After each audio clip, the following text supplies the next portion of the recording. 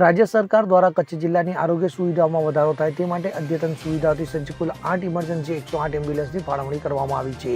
ત્યારે જિલ્લા સેવા સદન ખાતેથી જિલ્લા કલેક્ટર અમિત અરોરાએ લીલી ઝંડી આપીને આ નવીન 8 એમ્બ્યુલન્સને પ્રસ્થાન કરાવ્યું હતું।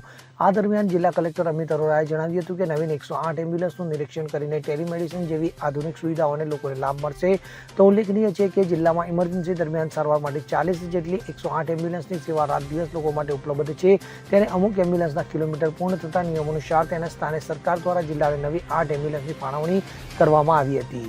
તો જાણકારી મુજબ ભારાપર, વર્માનગર, મોથાળા, દહીસરા, દુધઈ, આડેસર, જનાળા અને ભીમસરના 108 પોઈન્ટ ઉપર આ નવી એમ્બ્યુલન્સ આરોગ્ય સેવામાં કાર્યરત થશે। Bureau report CN24 news. હવે જુઓ દેશ દુનિયાની તમામ ખબરો તમારી આંગળીના ટેરવે। ઉઠાવો મોબાઈલ અને Google Play Store પરથી ડાઉનલોડ કરો અમારી CN24 ન્યૂઝ મોબાઈલ એપ।